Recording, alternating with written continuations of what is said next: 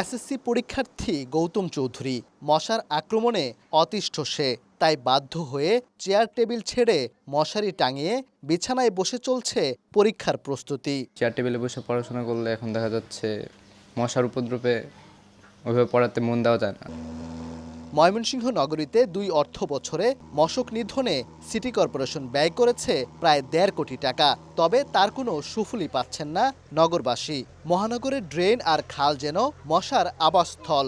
ক্ষতিকারক এই কীটের উপদ্রবে নাজেহাল নগরবাসী। কালো কালো পানি, এটার মধ্যে মশা তো সবসময় বংশ বিস্তার করতেই আছে। খালও ঠিকভাবে পরিষ্কার করে না, তারপরে মশার স্প্রেও করে না। ময়মনসিংহ কোথাও আপনি এমন জায়গা পাবেন না যেখানে আপনি 2-1 মিনিট অবস্থান করলে মশা এসে বসবে না। এবং এটা বাসা বাড়িতে একসময় রাতের বেলা মশারি কয়েল লাগতো, এখন দিনের বেলাতেও এটি অবস্থা। প্ল্যান ওয়েজ কার্যকরী ওষুধ নিয়ে প্রত্যেক জায়গায় পরিকল্পনা করে করে মশার ওষুধ ছিটানোর ব্যবস্থা করে। বিভাগের অন্য 3 জেলা জামালপুর, শেরপুর ও নেত্রকোনা পৌর এলাকারও একই চিত্র। খাল ড্রেনগুলো ময়লা আবর্জনায় ভরাট। এসব উন্মুক্ত স্থানেই বংশ বিস্তার করছে মশা।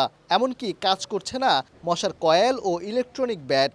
মশক নিধনে দীর্ঘদিন ধরে কর্তৃপক্ষের গাফিলতির অভিযোগ বাসিন্দাদের। কয়েল 2টা করে লাগাই এবং মুসুরি টানাই, তাও থাকতে পারে না। কীটনাশক মানে আমরা মনে হয় 1-2 মাস পর পর স্প্রে দিলেও মনে কিছুটা নিয়ন্ত্রণ আসতো। এ নিয়ে গতানুগতিক আশ্বাস কর্তৃপক্ষের।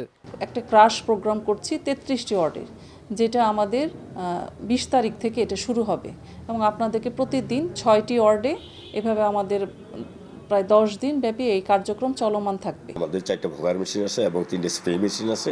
এই মেশিন দ্বারা আমরা নিয়মিত ওষুধ ছিটিয়ে যাচ্ছি। যে পয়েন্টগুলোতে মশার উৎস, সেই পয়েন্টগুলোতে আমরা পরিষ্কার সহ যেখানে মশার ওষুধ দিলে শহরবাসী নগরবাসী যাতে উপকৃত হয়, সেটা থেকে আমরা সর্বোচ্চ চেষ্টা রাখব।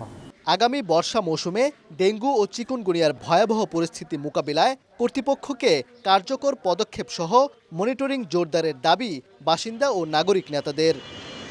উবায়দুল হক, সময় সংবাদ, ময়মনসিংহ।